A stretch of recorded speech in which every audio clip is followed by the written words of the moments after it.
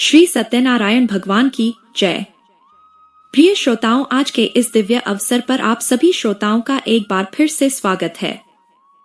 आज हम सभी एक साथ श्री नारायण भगवान की महिमा का श्रवण करेंगे। शास्त्रों में वर्णन है कि जो भी भक्त श्री सत्यनारायण व्रत और कथा को श्रद्धा पूर्वक सुनता है, उसके जीवन से दुख, दरिद्रता, क्लेश और संकट नष्ट हो जाते हैं। इस कथा का श्रवण करने मात्र से ही घर परिवार में सुख, समृद्धि, धन धान्य, संतान और सौभाग्य की वृद्धि होती है। कहा गया है कि कलयुग में भगवान का साक्षात रूप कथा और नाम ही है। इस कथा को सुनना मानो स्वयं श्री हरि नारायण का सानिध्य प्राप्त करना है। यह कथा व्रती को धर्म, अर्थ, काम और मोक्ष चारों पुरुषार्थ प्रदान करती है। इस कथा को सुनने मात्र से ही सभी भक्तों की मनोकामनाएं पूर्ण हो जाती हैं। तो आइए अब हम सभी मन, वचन और कर्म से एकाग्र होकर श्री नारायण भगवान का ध्यान करें और कथा का श्रवण करें, जिनका स्वरूप शांति से पूर्ण है, जो शेषनाग पर शयन करते हैं और जिनकी नाभि में कमल है।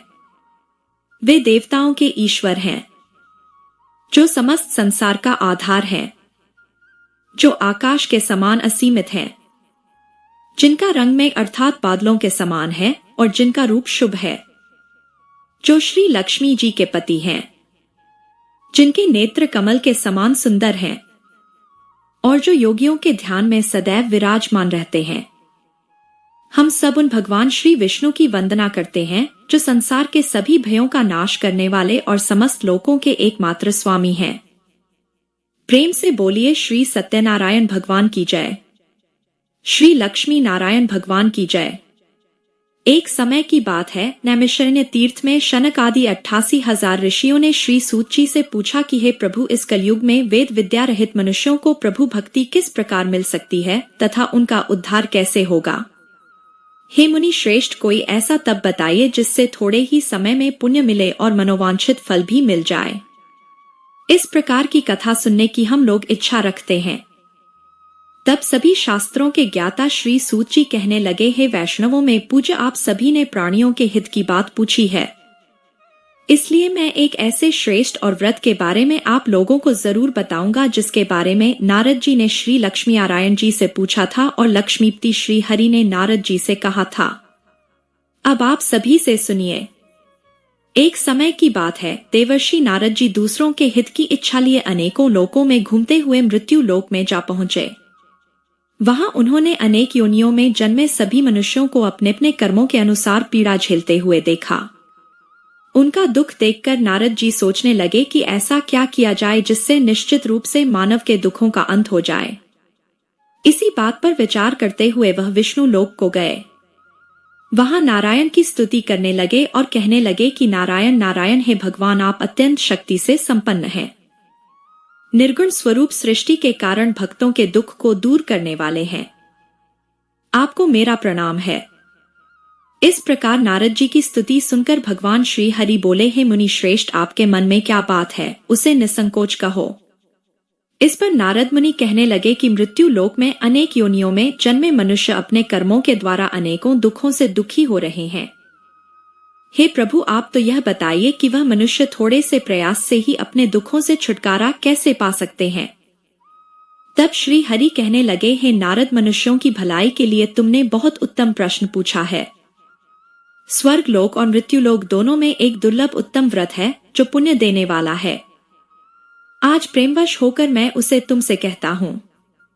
श्री सत्यनारायण भगवान का व्रत अच्छी तरह विधान पूर्वक करके मनुष्य तुरंत ही यहाँ सुख भोग कर मरने पर मोक्ष प्राप्त करता है। श्री हरि के वचन सुनकर नारद जी बोले कि उस व्रत का फल क्या है प्रभु, और उसका विधान क्या है? यह व्रत किसने किया था? इस व्रत को किस दिन करना चाहिए? आप सब कुछ विस्तार से बताएं। नारद जी की बात सुनकर फिर श्री हरि कहने लगे, दुख और शोक को दूर करने वाला, यह सभी स्थानों पर विजय दिलाने वाला है। मानव को भक्ति और श्रद्धा के साथ शाम को श्री सत्यनारायण जी की पूजा धर्म परायण होकर ब्राह्मणों और बंधु बांधवों के साथ करने के साथ ही यथाशक्ति यथासार भक्ति भाव से भगवान को भोग लगाएं, आरती गाएं और ब्राह्मणों सहित बंधु बांधवों को भी भोजन कराएं। उसके बाद ही स्वयं भोजन करें, कीर्तन भजन के बाद भगवान की भक्ति में लीन हो जाए। इस तरह से सत्यनारायण भगवान का यह व्रत करने पर मनुष्य की सारी इच्छाएं निश्चित रूप से पूर्ण होती हैं। इस कलयुग का अर्थात कलिकाल में मृत्युलोक में मोक्ष का यही एक सरल उपाय बताया गया है। श्री सूत जी बोले, हे ऋषियों, जिसने पहले समय में इस व्रत को किया था अब उसका इतिहास कहता हूं, ध्यान से सुनो। सुंदर काशीपुरी नगरी में एक अत्यंत निर्धन ब्राह्मण रहता था। भूख प्यास से परेशान वह धरती पर घूमता रहता था। ब्राह्मणों से प्रेम करने वाले भगवान ने एक दिन ब्राह्मण का वेश धारण कर उसके पास जाकर पूछा, हे ब्राह्मण देवता, नित्य दुखी होकर तुम पृथ्वी पर क्यों घूमते हो? तब वह दीन ब्राह्मण बोला, मैं निर्धन ब्राह्मण हूं, भिक्षा के लिए धरती पर घूमता हूं। यदि आप इसका कोई उपाय जानते हो तो बताओ। वृद्ध ब्राह्मण रूपी भगवान कहने लगे कि सत्यनारायण भगवान मनोवांछित फल देने वाले हैं, इसलिए तुम उनका पूजन करो। इसे करने से मनुष्य सभी दुखों से मुक्त हो जाता है। वृद्ध ब्राह्मण बनकर आए सत्यनारायण भगवान उस निर्धन ब्राह्मण को व्रत का सारा विधान बताकर अंतर्ध्य हो गए। अगले दिन सुबह उठने के साथ ही उस बूढ़े ब्राह्मण ने मन में संकल्प लिया कि सत्यनारायण भगवान का व्रत करूंगा, और फिर अपने नित्य कर्मों से निवृत्त होकर वह भिक्षा के लिए चल पड़ा। उस दिन उसे भिक्षा में बहुत सारा धन प्राप्त हुआ। उसी धन से उसने परिवार के साथ भगवान सत्यनारायण की पूजा की और व्रत रखा। इस व्रत को करने के कुछ दिन के बाद उसके सभी दुख और कष्ट दूर होने लगे और देखते ही देखते एक संपन्न और अनेकों संपत्तियों का वह मालिक बन गया। तब हर महीने की पूर्णिमा के दिन वे ब्राह्मण सत्यनारायण भगवान की पूजा और व्रत करने लगे। इस प्रकार सत्यनारायण भगवान के इस व्रत को करके वह श्रेष्ठ ब्राह्मण सभी पापों और गरीबी से दूर हो गया और उसने एक दुर्लभ मोक्ष पद भी प्राप्त किया। इस तरह से सत्यनारायण भगवान के व्रत को जो मनुष्य करेगा वह सभी प्रकार के पापों से छूटकर मोक्ष को प्राप्त होगा। जो मनुष्य इस व्रत को करेगा वह भी सभी दुखों से मुक्त हो जाएगा। सूत जी बोले कि इस तरह से देवर्षि नारद जी से नारायण जी का कहा हुआ श्री सत्यनारायण व्रत मैंने तुमसे बताया। हे विप्रो, मैं अब और क्या कहूँ? तब ऋषिगण कहने लगे, हे मुनिवर, संसार में उस विप्र से सुनकर और किस किस ने इस व्रत को किया, हम सब इस बात को सुनना चाहते हैं। इसके लिए हमारे मन में श्रद्धा का भाव है। तब श्री सूत जी कहने लगे, हे मुनियों, जिस जिसने इस व्रत को किया है वह सब सुनो। एक समय वही विप्र धन और ऐश्वर्य के अनुसार अपने बंधु बांधवों के साथ इस व्रत को करने को तैयार हुआ। उसी समय एक लकड़ी बेचने वाला बूढ़ा आदमी आया और लकड़ियां बाहर रखकर अंदर ब्राह्मण के घर में गया। प्यास से दुखी होकर वह लकड़हारा उनको व्रत करते देख विप्र को नमस्कार कर पूछने लगा कि हे ब्राह्मण देव, आप यह क्या कर रहे हैं तथा इसे करने से आपको क्या फल मिलेगा? कृपा करके मुझे भी बताइए। तब ब्राह्मण ने कहा कि यह सब मनोकामनाओं को पूर्ण करने वाला सत्यनारायण भगवान का व्रत है। इनकी कृपा से ही मेरे घर में धन धान्य आदि की वृद्धि हुई है। विप्र से सत्यनारायण व्रत के बारे में जानकर वह लकड़हारा बहुत प्रसन्न हुआ। चरणामृत लेकर और प्रसाद खाने के बाद वह अपने घर गया। लकड़हारे ने अपने मन में संकल्प किया कि आज लकड़ी बेचने से जो भी धन मिलेगा उसी से श्री सत्यनारायण भगवान का उत्तम व्रत करूंगा। मन में इस विचार को लेकर वह बूढ़ा आदमी सिर पर लकड़ियां रखकर उस नगर में बेचने गया, जहां उसने अपनी लकड़ियों का दाम पहले से 4 गुना अधिक प्राप्त किया। बूढ़ा प्रसन्नता के साथ पैसे लेकर सत्यनारायण भगवान की मूर्ति और व्रत की अन्य सामग्रियां लेकर अपने घर गया। वहां उसने अपने परिवारजनों को बुलाकर विधि विधान से सत्यनारायण भगवान का पूजन और व्रत किया। इस व्रत के प्रभाव से वह बूढ़ा लकड़हारा धन पुत्र आदि से युक्त होकर संसार के समस्त सुख भोग कर अंत समय में वैकुंठ धाम चला गया।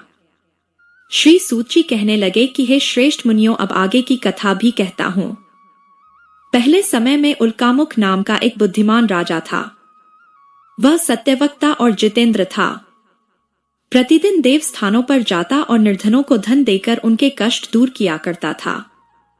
उसकी पत्नी कमल के समान मुख वाली तथा सती साध्वी थी। भद्रशिला नदी के तट पर एक बार उन दोनों ने श्री सत्यनारायण भगवान का व्रत किया। उसी समय साधु नाम का एक वैश्य वहां आया। उसके पास व्यापार करने के लिए बहुत सारा धन भी था। राजा को व्रत करते देखकर वह विनम्रता के साथ पूछने लगा कि हे राजन, भक्ति भाव से पूर्ण होकर आप यह क्या कर रहे हैं? मैं सुनने की इच्छा रखता हूं, तो आप कृपा कर मुझे भी बताएं। तब वह राजा इस प्रकार बोला कि अपने बंधु बांधवों के साथ पुत्र आदि की प्राप्ति के लिए मैं श्री सत्यनारायण भगवान का व्रत और पूजन कर रहा हूं। राजा के वचन सुनकर साधु वैश्य आदर से कहने लगा कि हे राजन, मुझे भी इस व्रत का सारा विधान बताइए। मैं भी इस व्रत को करूंगा। मुझे भी कोई संतान नहीं है और मुझे विश्वास है कि इस व्रत को करने से निश्चित रूप से मुझे भी संतान की प्राप्ति होगी। तब राजा से व्रत का सारा विधान सुनकर व्यापार से निवृत्त होकर वह व्यापारी अपने घर गया। साधु ने अपनी पत्नी को संतान देने वाले इस व्रत का वृतांत कह सुनाया और कहा कि जब मेरी संतान होगी तब मैं इस व्रत को करूंगा। साधु ने इस तरह के वचन अपनी पत्नी लीलावती से कहे। एक दिन लीलावती अपने पति के साथ आनंदित हो सांसारिक धर्म में प्रवृत्त होकर सत्यनारायण भगवान की कृपा से गर्भवती हो गई। कुछ महीने के बाद उसके गर्भ से एक सुंदर कन्या ने जन्म लिया। माता पिता ने अपनी कन्या का नाम कलावती रखा। एक दिन वैश्य की पत्नी ने अपने पति को याद दिलाया कि आपने सत्यनारायण भगवान के जिस व्रत को करने का संकल्प लिया था, अब उसे करने का समय आ गया है। अब आप इस व्रत को पूर्ण करिए। तब वह साधु कहने लगा कि हे प्रिय, इस व्रत को मैं अपनी पुत्री के विवाह पर करूंगा। इस प्रकार वह अपनी पत्नी को आश्वासन देकर नगर को चला गया। साधु वैश्य ने एक बार नगर में अपनी कन्या को सखियों के साथ देखा तो उसे लगा कि अब उसकी कन्या विवाह योग्य हो गई है। तब उसने कन्या के योग्य वर ढूंढना प्रारंभ कर दिया। एक दिन साधु की बात को ध्यान में रखते हुए एक नगर में जा पहुंचा और वहां देखभाल कर लड़की के सुयोग्य वर्णित एक पुत्र को ले आया। सुयोग्य लड़के को देखकर साधु ने बंधु बांधवों को बुलाकर अपनी पुत्री का विवाह कर दिया। लेकिन दुर्भाग्य की बात यह कि साधु वैश्य ने अभी भी श्री सत्यनारायण भगवान का व्रत नहीं किया था। इस पर श्री सत्यनारायण भगवान क्रोधित हो गए और श्राप दे दिया। अपने कार्य में कुशल साधु बनिया अपने दामाद को लेकर समुद्र के पास स्थित होकर रत्नसारपुर नामक नगर में गया।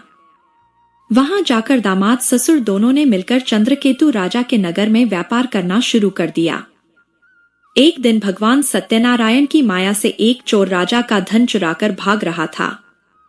उसने राजा के सिपाहियों को अपना पीछा करते देख चुराया हुआ सारा धन वहां रख दिया जहां साधु अपने दामाद के साथ ठहरा हुआ था।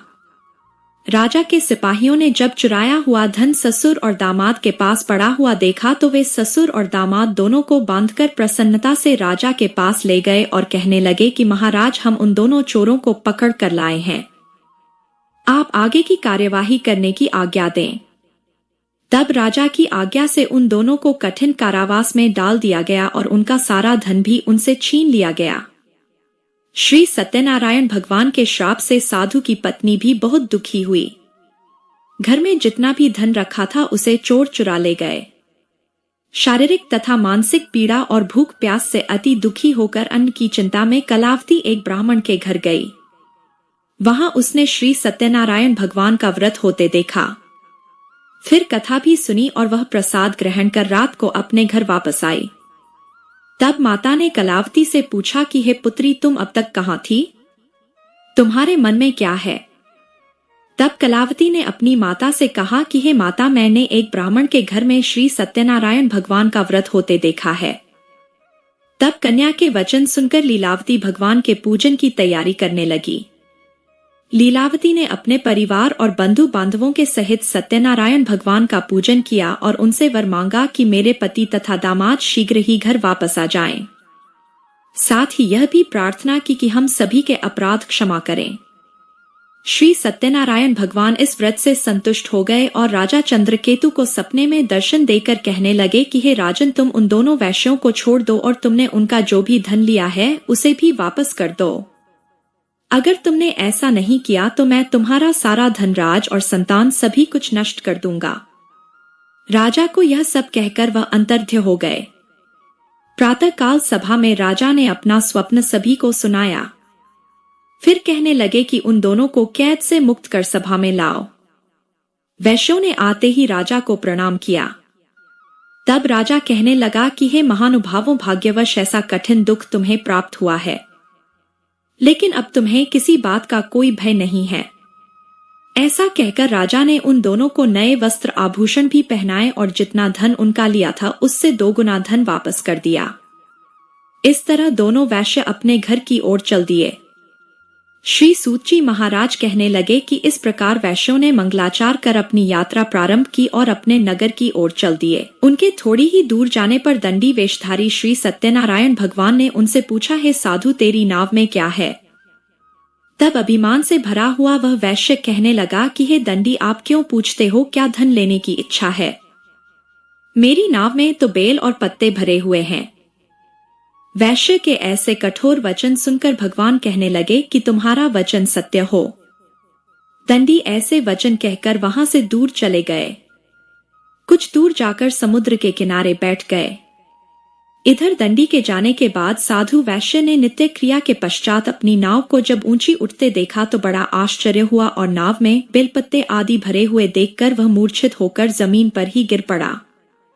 वापस होश आने पर वह अत्यंत शोक में डूब गया। तब उसका दामाद कहने लगा कि पिताजी, आप शोक मत मनाइए, यह सब दंडी का ही श्राप है, इसलिए हमें उनकी ही शरण में जाना चाहिए, तभी हमारी मनोकामना पूर्ण हो सकेगी। दामाद की बात सुनकर वह दंडी के पास पहुंच